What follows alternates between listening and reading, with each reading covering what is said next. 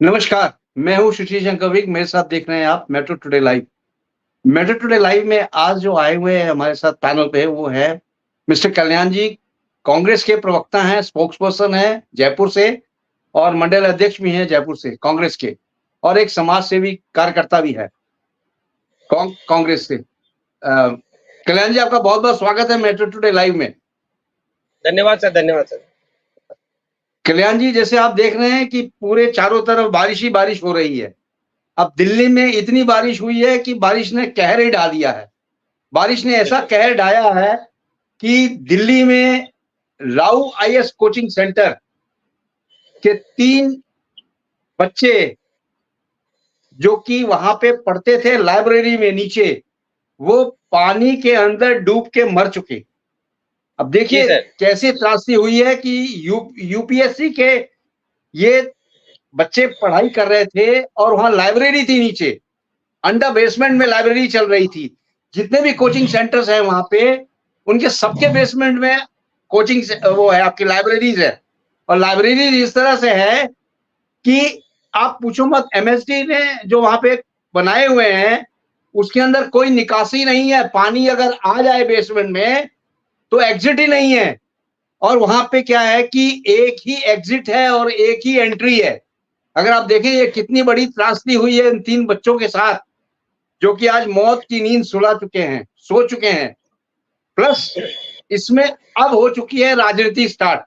तो आप इसके बारे में क्या कहेंगे कि जो वहां पे कोचिंग हब्स हैं उनके बारे में क्या आपका ख्याल है? क्या इसमें राजनीति होनी चाहिए या इस केस को सॉल्व करना चाहिए? जी कल्याण जी।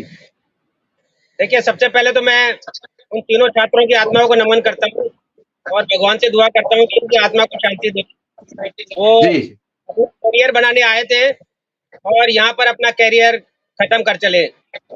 ये एक तरह से इन व्यवसायियों की जो शिक्षा के नाम पर लूट कर रहे हैं और सरकार की लापरवाही है जो ऐसे जगह पर इस तरह के कैजुअलिटी पहुंची है तो रोक नहीं सकते। ये देखिए वहां पर जैसे उन्होंने कहा कि एमसीडी कहती है कि हमने इसको परमिशन नहीं दी और वो बरसों से कोचिंग इंस्टीट्यूट चला रहे हैं। तो इसमें कहीं न कहीं गवर्नमेंट की और जो कोचिंग चला रहे थे उन लोगों की कहीं न कहीं तालमेल है, मिलीभगत है। और ये कोचिंग के जो एमडी है उन्होंने साफ कहा है कि इसमें एग्जिट और एंट्री का एक ही जगह था। दूसरा बात उसने ये भी कबूला है कि इसमें अगर पानी का लॉगिंग हो जाए यानी पानी अंडरग्राउंड में जमा हो जाए तो निकासी कुछ नहीं है, नहीं हो सकती निकासी। ये भी एक त्रासदी है।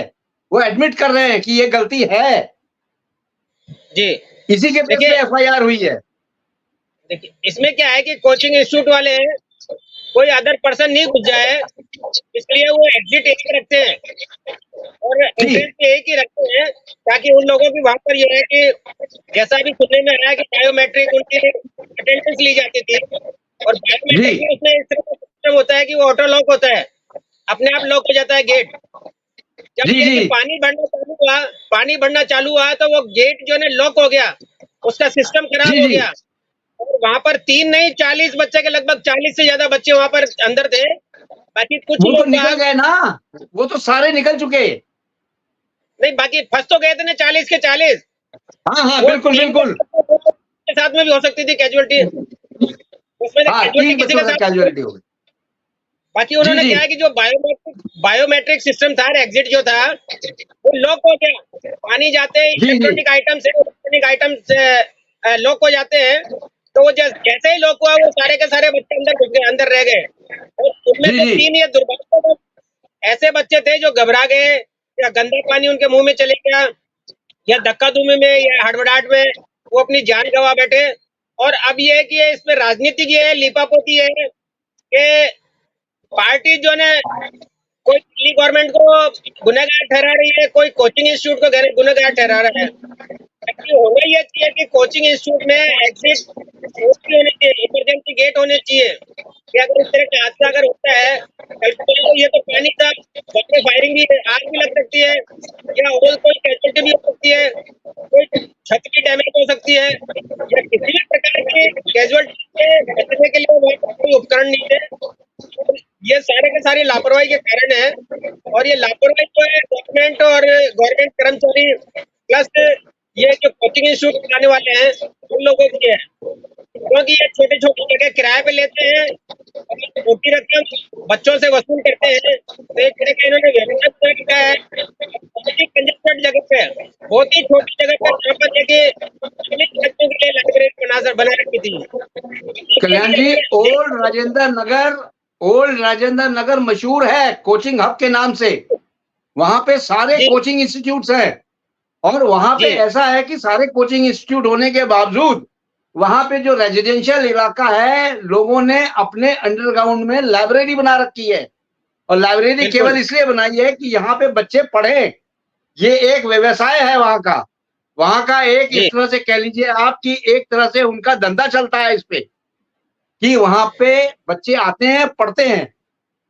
अब देखिए, घर को कमर्शियल बना लिया उन्होंने, अंडरग्राउंड में उन्होंने खोल दी लाइब्रेरी।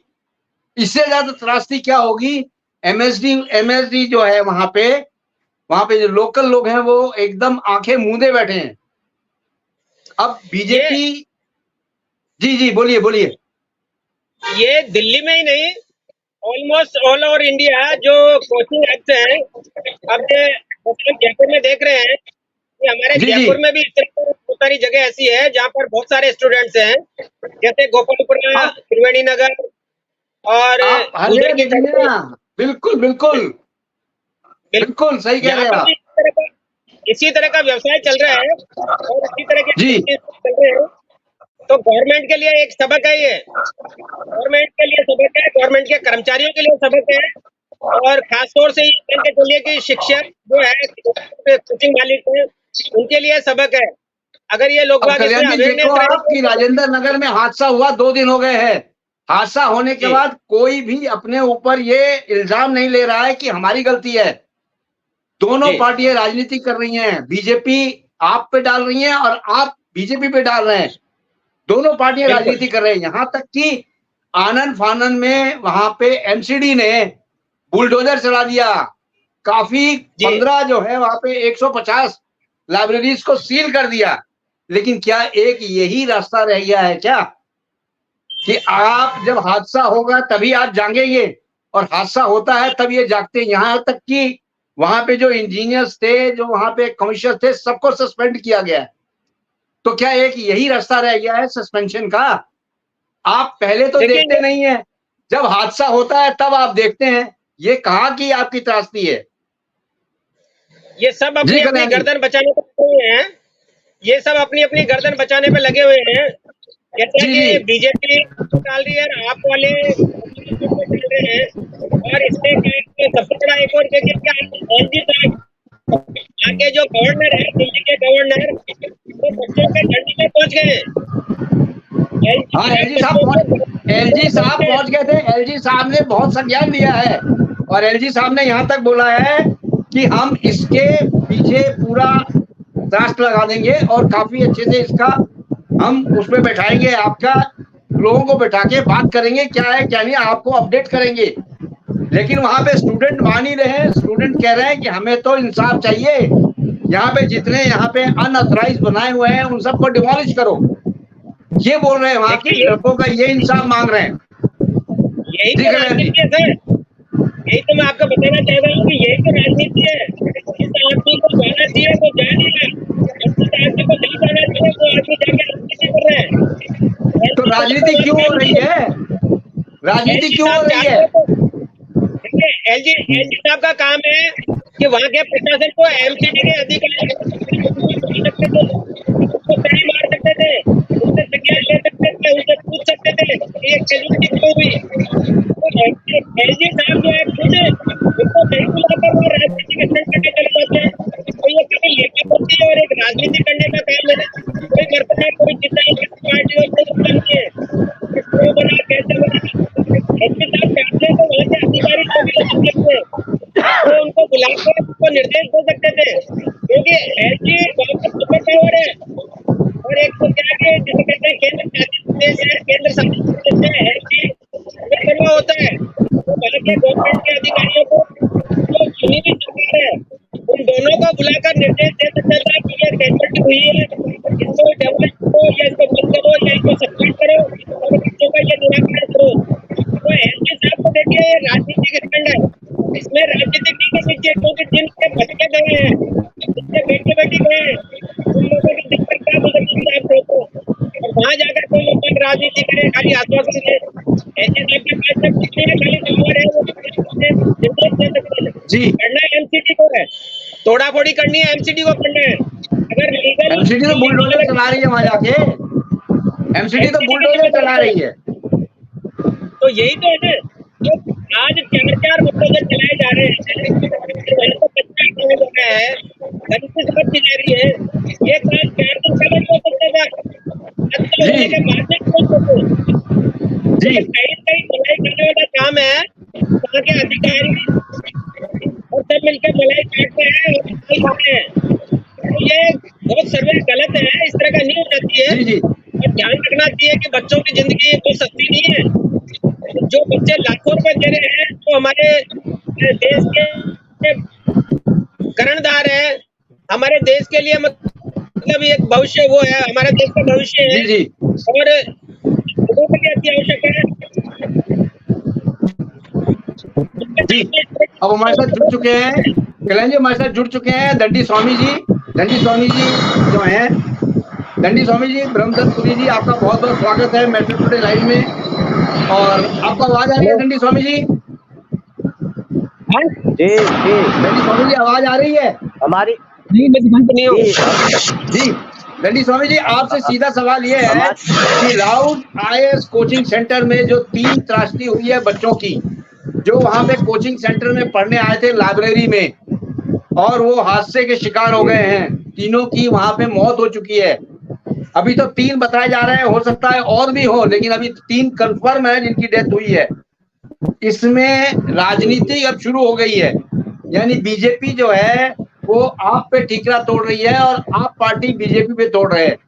जबकि सेंट्रल में इस समय जो सरकार चल रही है वो है मिस्टर केजरीवाल जी की, और केजरीवाल जी साहब हैं जेल के अंदर, तो सरकार वहां से चल रही है, इंस्ट्रक्शंस वहां से आ रहे हैं और कोचिंग सेंटर अपनी मनमानी कर रही हैं। तो क्या आप इस पे कुछ कमेंट करेंगे ब्रह्मदत्त पुरी जी? जी कमेंट क्या बताया जाए, कमेंट करने के लायक कोई बात ऐसी है नहीं, ये सब खिचड़ी बनी हुई है इस वक्त। जी जिम्मेदारी तो सबकी है, मिलके जवाबदारी सबकी है जी लगभग। जी जी जी और केजरीवाल की जो सरकार है, इसीलिए हम पहले कहते थे कि वहाँ राष्ट्रपति शासन लगाना जरूरी है, क्योंकि वहाँ का सिस्टम बिगड़ चुका है। मेरे को लगता है कि ब्रह्मदत्त पुरी जी, एलजी साहब इसीलिए गए थे, हो सकता है कि अब वहां पे लग जाए राष्ट्रपति शासन। जी क्योंकि बहुत अनिवार्य है कि सरकार जो है वोटों के लालच में एक दूसरे की खींचातान करते हैं, जनता की जान जा रही है। जो बच्चे मरे हैं जी वो बच्चे हमारे ही हैं, हमारे भारत के हैं। और बताते हैं कि जैसे अब ये देश का भार युवाओं के कंधों पर है, जो युवाओं ने भविष्य तय करना है देश का, तो उनके साथ तो ये दशा हो रही है, ये दिशाएं बिगड़ रही हैं। तो इसलिए ऐसा लगता जी जी है वहाँ सबसे बड़ी बात ये है कि जो शायद जो कोचिंग हो रही थी उसमें कोई प्राइवेट कोई होता है, नाम तो मुझे पता नहीं, लेकिन उनका वो जो साइड था तो सबसे बड़ी बात ये, तो एमडीडी क्षेत्र में अगर पड़ता है तो एमडीडी जो है वहाँ का नक्शा तैयार करती है, तब बिल्डिंग बनती है, मकान बनता है। और उसमें ये देखा जाता है कि जल की सप्लाई है कि नहीं, गंदे नालों की सप्लाई है कि नहीं, वहां से जो है साइड में है, और खिड़कियां आसपास कितनी दूरी है, ये सब बातें देखी जाती हैं, फिर नक्शा पास होता है। या फिर वो अवैध जगह है, या तो कब्जा करके लोग बनाए होंगे फिर, या क्या क्या बात है? नहीं, वैध है, जगह तो वैध है जी जी स्वामी जी, जगह वैध है, लेकिन एमसीडी के हिसाब से ही पास किया गया है। लेकिन वहां पे जो बनाने वाले थे, यानी कि कोचिंग सेंटर के मालिक थे, उन्होंने जो नीचे की तरफ बनाया था बेसमेंट में लाइब्रेरी, उसमें निकासी का गेट ही नहीं डाला था, एक ही एंट्री थी और एक ही निकासी थी। दूसरी बात, उसमें अगर पानी नीचे इकट्ठा हो जाए तो निकलने के लिए पानी के लिए भी कोई जगह नहीं थी। सेकंड थिंग, ये दोनों चीजों के मद्देनजर रखते हुए वहां के जो ओनर थे उनके ऊपर FIR किया गया है, इसको बेस बना के। जी जी जी, बोले आप। तो कारण ये है, सबसे बड़ी बात गहन विषय ये है कि वो पानी आया कहाँ से था, और वो पानी आया वो तो जो इसका बरसात मतलब का बाजार पानी से इकट्ठा था, होके मेन आया। होल खुला हुआ था। अब देखिए पानी आया कैसे। कोचिंग सेंटर के बाहर राजेंद्र नगर में पानी भरता है, ये सबको पता है, बहुत पहले से पानी वहां भरता है। जब वहां पे बाहर की तरफ ज्यादा पानी भर गया मेन होल की तरफ से, वहां पे एक SU गाड़ी आई और SU गाड़ी उस कोचिंग सेंटर के सामने से तेजी से गई, जिसकी वजह से कोचिंग सेंटर का गेट जो था वो बंद था, वो खुल गया। अब जैसे ही गेट खुला उसके अंदर पानी गया और पानी जाते ही नीचे जो बेसमेंट में घुस गया। अब जब बेसमेंट में एक साथ पानी घुसा, वहां से निकासी पानी की हुई नहीं, और जो नीचे 40-50 बच्चे पढ़ रहे थे वो फटाफट वहां से निकलना चालू हो गए, क्योंकि एक ही एंट्री एरिया एक ही एग्जिट था। बच्चे वहां से निकलने लगे। किस्मत खराब थी, ये 3 बच्चे लास्ट में फंस चुके जो जिनकी मौत हो गई। जी जी ये भी बताया जा रहा है कि पानी का जो प्रेशर था वो बहुत जोर से था, सीढ़ियों से वो चढ़ नहीं पा रहे थे, और बार बार तो क्या वो जो SU गाड़ी वहां से गई है, SU गाड़ी वहां से निकली है, उसने प्रेशर मारा है, उसके प्रेशर की वजह से पानी में, क्योंकि अब SU गाड़ी के ओनर को पकड़ लिया गया है, वो स्टंट कर रहा था। ये भी उसने कबूला है कि मैं वहां पे स्टंट कर रहा था और वीडियो बना रहा था। एक तो रील ने लोगों को खराब कर दिया है, वो रील बना रहा था, स्टंट की रील बना रहा था, ये भी उसने कबूला है। उसको भी गिरफ्तार कर लिया गया है, ड्राइवर को। जी तो ऐसा भविष्य के सबक बिल्डिंग बनाते हैं बेसमेंट में, इस तरह के वो जो है कोचिंग सेंटर न खोले, कोई आवश्यक चीजें सार्वजनिक स्थान न बनाए। बेसमेंट के अंदर कभी खतरा होता है, और अगर ऐसा खतरा था तो उनको पैराफिट बनाना चाहिए था दरवाजे पे, ताकि जल अंदर न घुसे। बाहर से एक अलग से दीवार सी बनाई जाती, वो शटर जैसा होता, ताकि एकदम, ये भी उनकी गलती है कि वो बेसमेंट के दरवाजे मेन गेट पर उन्होंने एक पैराफिट बनाना था सीमेंटेड, वो जो है ताकि जल अंदर न घुसे। तो ये भी कुछ कमियां हैं लगता है हमको। खैर तो सर्वेक्षण का मामला अब जब आएगा तो पता लग ही जाएगा। और मूल बात यही है कि घर से दिल्ली के अंदर जो अंडरग्राउंड नीचे है और सड़क ऊपर है, तो वो सड़क का जो सारा पानी है, तो बरसात में स्वाभाविक होता है कि इसमें अब किसको दोष दे। नालियों में जो है तमाम प्लास्टिक और कचरा, इसीलिए बार बार जो है सामाजिक संस्थाएं कहती हैं कि कचरा इधर उधर न फेंकें, और वो जहाँ जगह जगह ढेर कचरे के हैं वो नालियों में फंस जाते हैं, उसका भी कारण हो सकता है। और नालियों में जब वो फंसते हैं तो पानी वो लाइनें जो होती है, शिविर की लाइनें ओवरफुल होने लग जाती है, और ओवरफुल के कारण भी ऐसा हुआ है। इसमें जो है वहाँ निगम को, वहाँ के मेयर को, वहाँ के विधानसभा क्षेत्र को, ये कहाँ थे ये लोग, सोए थे क्या? इन्होंने देखना चाहिए था, वहाँ निरीक्षण करना चाहिए था सब बात का पहले से। जब बरसात हमेशा ये घटना होती है फिर भी नहीं कहते हैं, तो अब जवाबदारी तो बनती है सबकी, क्योंकि हमेशा वो बता रहे पहले भी ऐसे हुआ था, एक बार भी ऐसा चांस हुआ था वहाँ, तो इतना मालूम था फिर भी नहीं कहते। तो कम से कम आप बताओ, उन बच्चों की जान गई है, वो कोई एक प्रांत एक क्षेत्र का नहीं, बल्कि वो समूचे भारत के विद्यार्थी गए हुए थे वहाँ प्रशिक्षण लेने। और वो जो है इसलिए है क्योंकि केंद्रीय कर्मचारियों की भर्ती के लिए वो ये सोच रहे थे कि हम तैयारी करेंगे। यूपीएससी की भर्ती जी वो केंद्रीय भर्ती होती है, वो कोई राज्य की नहीं होती है, और इसलिए प्रत्येक प्रांत के लोग वहाँ आए होंगे, और वहाँ उन्होंने सोचा होगा कि कुछ हम, अब हर कोई बालक, हर कोई बच्चा युवा सोचता है कि हम अपना भविष्य बनाएंगे, आगे बढ़ेंगे, कुछ करेंगे।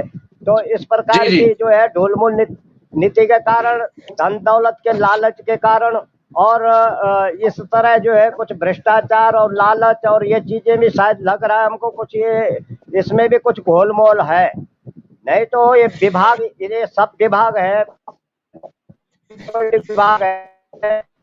वहाँ के जो है वो ये अपना जो नगर निगम है, तो ये सबको देखना चाहिए। और MCD अभी जो अभी आगे भी जो घटना ये हो गई, हाँ जी, और अभी जो ये घटना हो गई आगे भी इनको सचेत रहना चाहिए, फिर न कहीं वो सर्वेक्षण कराए। इस तरह के साइड बने हैं जो बेसमेंट वाले हैं, तो उनको निर्देश दे कि इनको आप ताकि जल जब भरे तो यहाँ अंदर न घुस पाए, ऐसा कुछ बाहर एक पैराफिट बढ़ना चाहिए। तो उस कल्याण जी जब पैराफिट देखो से क्या वहां होगा, उसमें पे जैसे स्टूडेंट इकट्ठे हो गए, कल्याण जी जब वहां पे स्टूडेंट इकट्ठे हो गए तो MCD ने आनन फानन में अपना जो वहां पे बुलडोजर लेके आ गए, और बुलडोजर लेके आए और जितने भी लाइब्रेरीज बनी हुई थी अंडरग्राउंड सबको जी जी तहस नहस करने लगे। ये कोई रेमेडी नहीं है। आपको पहले से ही जब पता था कि ये सारे अनऑथराइज्ड कंस्ट्रक्शंस हैं, तो पहले क्यों नहीं एक्शन लिया गया? वहां के मेयर भी चुप हैं, वहां के जो लोकल बंदे हैं वो भी चुप हैं, लड़के जो स्टूडेंट्स हैं आप सड़क पे आए तब उनको होश आया कि नहीं हम इस पे बुलडोजर चलाएंगे तो बुलडोजर एक्शन से हो सकता है बच्चे शांत हो जाएं। लेकिन बच्चे कहाँ शांत होने वाले हैं? उन्होंने तो बोला है कि हाँ बोलिए बोलिए कल्याण जी बोलिए। देखिए हमारे यहाँ क्या है कि चोरी होती है ना, तो पुलिस वालों को मालूम होता है कि चोरी किसने करी है, कैसे करते हैं। तो यहाँ जी पर जी अपना थोड़ा सिस्टम बिगड़ा हुआ है। यहाँ पर MCD को मालूम था, बाकी प्रशासन को मालूम था, और कर्मचारियों को सबको मालूम था कि कभी भी कुछ भी हादसा हो सकता है, और उस हादसे पे लीपापोती करने के लिए ये बुलडोजर लेकर गए। क्योंकि अगर जी जी जैसे प्रेस रिपोर्टर वाले जाते हैं, न्यूज वाले जाते हैं, क्योंकि तो और भी क्योंकि उनसे कंट्रोल नहीं हो रहा था। ये जो जनता थी कंट्रोल नहीं हो रही थी, इसलिए आनंद फानंद में वो बुलडोजर चलाया इन्होंने। वो अपनी गर्दन जी बचाने के लिए सारा कार्यवाही कर रहे हैं। बाकी इन लोगों जी को जी मालूम था हो रहा है, क्यों हो रहा है, किस तरह से हो रहा है। और ये बहुत जी जी सारी जगह है, ये दिल्ली में नहीं, अपने राजस्थान में भी है, इस तरह की स्थितियां हो रही है। जैसे कोटा में चले जाओ, कोटा में आए दिन स्टूडेंट जो है आत्महत्याएं कर रहे हैं, कोई छत से कूद रहा है, कोई क्या कर रहा है। तो ये स्टूडेंट के साथ में बहुत ही बुरी परिस्थितियां हैं। इसलिए गवर्नमेंट को चाहिए कि वो विद्यार्थियों के लिए, पढ़ने वालों के लिए, जो घर से दूर रहते हैं उन लोगों के लिए अलग से कोई एक कोचिंग हब चलाए, और अलग से कुछ इस तरह की व्यवस्था हो जहाँ पर वो खेल सके, पढ़ सके और स्वस्थ रह सके, ज्यादा बेहतर होगा। क्योंकि हमारे देश का युवा आने वाले इन्हीं के कंधों पर देश को भाग रहे हैं। और ऐसे ही जैसे इंटेलिजेंट बच्चे थे सारे के सारे UPSC और IAS का एग्जाम देने वाले थे, कल को IAS कल्याण बनते हैं तो जी हमारे देश का नाम कल्याण जी होता है। 2 दिन की बात है, 2 दिन के बाद सारे शांत हो जाएंगे, फिर ये भूल जाएंगे कि ये कभी कोई हादसा भी हुआ था। क्यों? क्योंकि ये ये बिल्कुल सही जो है। है राजनीतिक स्टंट हो जाएगा और सब भूल जाएंगे, फिर कोई दूसरा त्रासदी हो जाएगी, सारी जनता उस तरफ को घूम जाएगी। लेकिन ये कब ये तक देश का चलेगा? ये देश का दुर्भाग्य है। हमारे नेता भी लोग बाग जो है इसको ठंडे बस्ते में डाल देते हैं और ठंडे चीटे देना चालू कर देते हैं। अभी और दो ये चार नेता गलत वहां है सर, जाएंगे, ये उनको गलत है। आप जो बच्चे, अब आप देखिए कल्याण जी, जो बच्चे जिन्होंने माता पिता ने अपने बच्चों को खोया है, जो कि बड़े आश से भेजा था UPSC में जाके IAS की तैयारी करेंगे, वो क्या उनके ऊपर बीत रही होगी? आप देखिए उनके घर के चिराग बुझ चुके हैं। आप जरा सोचिए उनके घर में क्या बीत रही होगी। यहाँ तक कि कोई भी राजनीतिक नेता उनको संतावना देने नहीं पहुंचा है, और न ही उनके पास अभी तक कोई ये सूचना है कि आगे क्या कार्रवाई होगी। बस इन्होंने एक मुआवजा का ऐलान किया है कि हम इतना मुआवजा देंगे। क्या मुआवजा ही आखिरी सीढ़ी है क्या? इसका जो आखिरी सोल्यूशन है वो मुआवजा ही है क्या? कल्याण जी आप बोलिए, क्योंकि आप राजनीति के काफी विशेषज्ञ हैं। इससे गवर्नमेंट को भी सबक लेना चाहिए, क्योंकि गवर्नमेंट जो है ये शिक्षक है, कोचिंग इंस्टीट्यूट है, एक एक बच्चे से लाखों रुपए लेते हैं, लेकिन इसके नाम पर लाख लाख रुपए, 2-2 लाख रुपए लेते हैं और उनको फैसले भी नहीं देते, उनको इस तरह का एनवायरमेंट नहीं देते। तो सरकार को भी इन पर सख्ती करनी चाहिए। सरकार को ये देखना चाहिए कि जो आदमी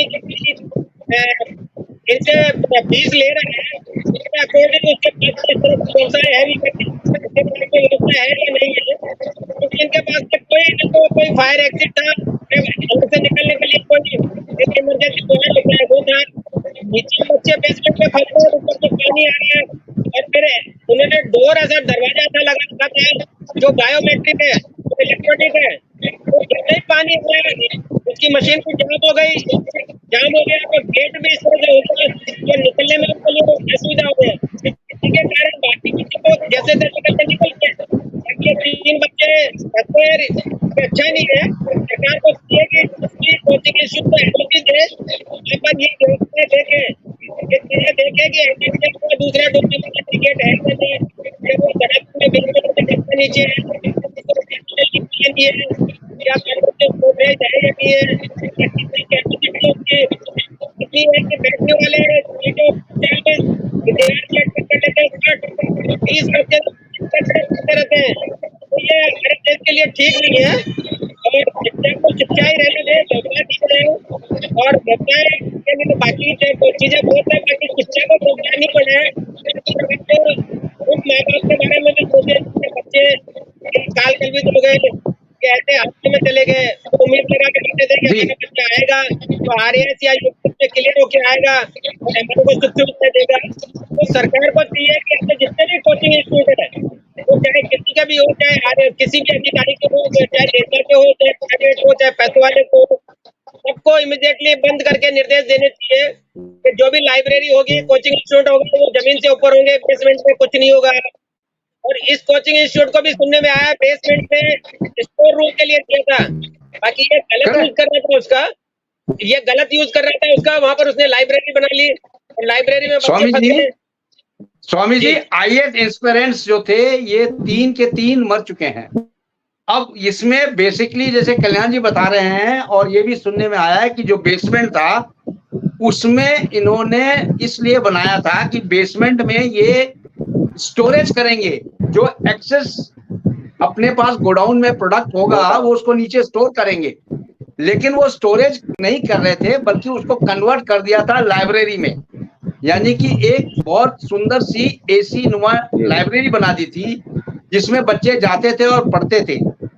इन लोग कोचिंग हब्स का देखा देखी जितने भी वहां पे रेजिडेंशियल फ्लैट्स हैं, यानी कि जो भी वहां पे रेजिडेंशियल फ्लैट्स हैं, उन्होंने अपने बेसमेंट में लाइब्रेरी खोल दी। यहाँ पे एक कमर्शियल बिजनेस चल रहा था, यानी कोई भी बच्चा आएगा लाइब्रेरी में पढ़ेगा, उनकी आमदनी होगी। अब इस आमदनी को देखते हुए कई लोगों ने वहां पे बेसमेंट में लाइब्रेरियां खोल दी थी।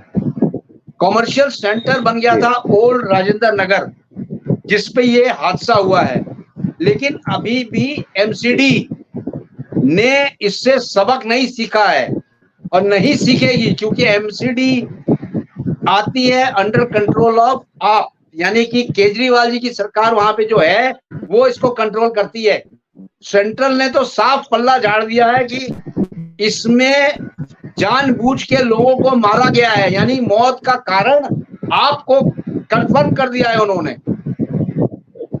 बोलिए स्वामी जी, ऐसे ही चलती है क्या राजनीति? यानी एक दूसरे के ऊपर ठीकरा फोड़िए और अपनी आप राजनीतिक रोटियां सेकें। जी स्वामी जी। जी, देश का दुर्भाग्य है कि ऐसे लोग लाशों के ऊपर राजनीति भी कर रहे हैं। जी, अपनी रोटियां सेकते हैं। समय है उनकी पीड़ा को समझने का समय है, वहाँ की कोई चर्चा नहीं है। और अब वो लगे हैं कि हमको कोई ना कोई कोई मुद्दा मिल जाए तो उसमें सब लगे खींचातान में। लेकिन ये भी सबक सीख लेना चाहिए कि भविष्य में अंडरग्राउंड इस तरह के जो साइट बनते हैं उसमें जो है इस तरह की जो है किसी प्रकार की सार्वजनिक शिक्षा हो या ऐसी चीजें न खोली जाए, क्योंकि कभी भी कोई किसी भी प्रकार का खतरा हो सकता है। तो वहाँ जो है आगे से कराएं बिना अनुमति के या सरकार के। कई बार क्या होता है ये कहते आती है कि अतिक्रमण हो गया, नालों के ऊपर हो गया, और कई सरकारी PWD की जगह पे हो गया, रेलवे विभाग की जगह पे हो गया। तो जब पब्लिक को वहां से बुलडोजर चलना शुरू होता है तब पब्लिक बोलती है तो पैसे खाए हैं हमसे, ये तो पैसे लेके बैठे हैं और हम पैसे आप ये इन्होंने कहा कि कुछ नहीं, ऐसे सब आप रहिए, आप आराम से रहिए। उसके बाद जो है फिर बुलडोजर फिर गया। तो जनता के साथ इस प्रकार का धोखा भविष्य में न हो, ऐसे कई कारण हैं। और उसमें भी कुछ ऐसा लगता है कि शायद कुछ भ्रष्टाचारियों का ताल मिल रहा होगा, जिससे कि वो एक्शन नहीं हो रहा है इतने समय से। क्यों नहीं हुआ एक्शन? और अगर एक्शन उन्होंने नहीं किया है तो कहीं ना कहीं घोल है। यही बात हम दोहरा रहे हैं कि उसका कारण है। तो इसलिए ऐसे भ्रष्टाचारी कर्मचारी अधिकारी कोई भी इस तरह का उनका हाथ उसमें होता है तो उनका वहां तक भी आंच और जांच जरूर आएगी, क्योंकि इसमें लगभग किस किस का जो है इसमें अधिकार बनता है, किस किस का जो है जिम्मेदारी बनती है, तो वो फिर उसके बाद निर्णय होगा, निकलेगा। तो इसलिए जो है ये बहुत अचरज की बात है कि देश के अंदर ऐसा ध्रुवीकरण हो अभी रहा है। तक मेयर चुप हैं, अभी तक मेयर का कोई स्टेटमेंट ही नहीं आया। स्वामी जी, मेयर का कोई स्टेटमेंट नहीं आया। अब आप देखिए कितनी बड़ी राजनीतिक स्टंट है, मेयर साहब का कोई स्टेटमेंट नहीं है। जी जी, कितनी चौड़ी सड़क हो, नाली की दूरी कितना हो, ये सब बातें सर्वेक्षण में आएंगी। कहाँ त्रुटि पाई गई, कहाँ लापरवाही रही। कई बार क्या होता है, बजट अगर 1 मीटर चौड़ी नाली का है तो वो 1.5-2 फीट ही बना देते हैं, 1 फीट का बजट खा गए। तो ऐसा भी हो जाता है। तो वो भी जानने पर समय पर पता लगेगा कि कहाँ धूल बोल हुई। अरे गटर में जो ये फंसता है, ये कचरा फंसता है, इनके लालच के लापरवाही के कारण हो रहा है सब दिल्ली में। बिल्कुल सही कहा। और नहीं तो जैसा जो नक्शा पास किया गया है उसी के मुताबिक अगर ये बनाते होते तो इतनी आफत एकदम अचानक न होती। कैसे अचानक हो गया? और जगह जगह साइड पे जगह जगह जो है उनके जो है निकासी दरवाजे होने चाहिए, ताकि वहां से कचरा निकाला जा सके, मशीनें लगाई जाए। और वहाँ जो वहाँ नगर निगम के जो भी लोग हैं या निगम के जो भी जहाँ भी पड़ता है, उनकी जिम्मेदारी थी मशीन के द्वारा वो कचरा निकलवाया जाए। गर्मियों में ही ये काम हो जाना चाहिए था, मई जून में। अब जुलाई में अचानक बोल रहे हैं अचानक पानी भर गया। वो तो भरेगा, बरसात है, हमेशा भरता है। तो इसलिए पहले इनको गर्मियों में ये काम करना चाहिए, नालियां क्लियर कर देनी चाहिए, कचरा हटा देना चाहिए, तब ऐसी नौबत नहीं आती। इसलिए भी कहीं ना कहीं किसी न किसी की लापरवाही तो स्वामी जी, कचरा साफ करने का बजट कहाँ गया? स्वामी जी, सबसे बड़े त्रासदी ये है कि वहां पे जो कचरा साफ करना, नाली साफ करने का जो बजट अलॉट किया था गवर्नमेंट ने, वो गया कहाँ? उससे सफाई तो हुई नहीं, वो गया कहाँ पैसा? यानी उसमें भी गोलमाल है, यानी पैसे में भी गोलमाल है। क्यों कल्याण जी?